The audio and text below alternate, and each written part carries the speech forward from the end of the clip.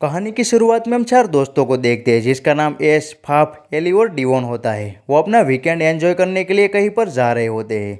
रास्ते में एस और डिवोन को टॉयलेट जाना था, इसलिए वो गाड़ी को एक गैस स्टेशन पर रोकते हैं। एस और डिवोन टॉयलेट करने के लिए चली जाती है।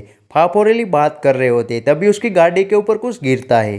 वो दोनों देखते हैं तो वो किसी इंसान का कटा हुआ अंगूठा होता है, जिसे देखकर एली काफी ज्यादा डर जाता है। दरअसल इस अंगूठे को आसमान में उड़े पक्षियों ने गिराया था। तभी अंगूठे को साफ करने के लिए एली कार का वाइपर शुरू करता है, लेकिन उस अंगूठे का ब्लड उस कार के शीशे पर फैल जाता है।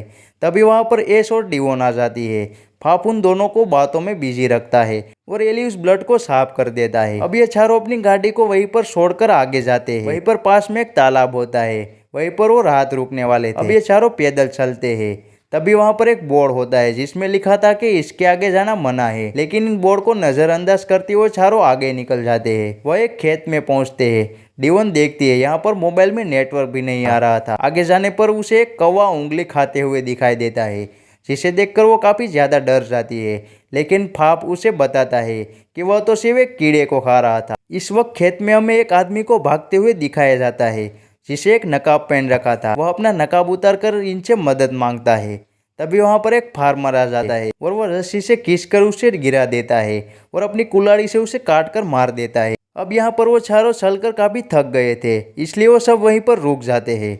फाफ और एली ऊंचाई पर तालाब देखने के लिए चले जाते हैं। अब हम देखते हैं कि झाड़ियों के पीछे से एस और डिवोन को कोई देख रहा था। उधर फाफ और एली को तालाब दिख जाता है। अब फाफ तालाब में नहाने के लिए चला जाता है। बाद में डियोन और एस भी उसके पीछे जाती है, लेकिन एली तालाब के किनारे ही रहता है। एली एस से प्यार करता था, इसलिए वो सबके साथ नहाने में शर्म आ रही थी। अब चारों बैठे हुए थे। तब डियोन कहती है कि मैं काफी ज्यादा थक चुकी हूँ, इसलिए मैं और एस इधर ही रुकते हैं और तुम दोनों वापस जाकर गाड़ी यहाँ पर लेकर आओ। आप और एली गाड़ी लेने के लिए निकल जाते हैं। इधर यहाँ दोनों अकेले बैठी हुई थी। तब डियोन को यहाँ पर किसी का होने का एहसास होता है। दूसरी तरफ वो दोनों गैस स्टेशन पहुंचते हैं तो वहां पर उसकी कार नहीं होती। हाफ एली को डांटता है क्योंकि वह कार उसके अंकल की थी।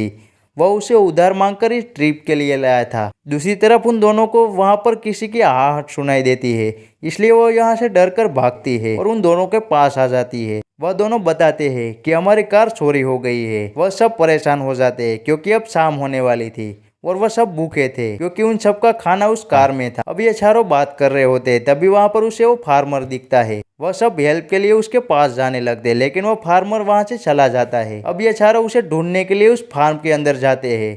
तभी फाफ का पैर एक तार में फंस जाता है। एली उसका पैर निकालने की कोशिश करता है, लेकिन वो और भी ज्यादा जख्मी हो जाता है। फाफ चल नहीं सकता था, इसलिए फाफ और एस उस पुतले के पास बैठ जाते हैं और डिवोन और एली आगे मदद बुलाने के लिए जाते हैं। अभी वो फार्मर एली और डिवोन के ऊपर हमला कर देता है और उसे बेहोश करके अपने साथ ले जाता है। यहाँ पर हम देखते हैं कि उसने और भी लोगों को बंदी बनाया हुआ था। अब डिवोन को यहाँ पर बांध कर रखा हुआ होता है।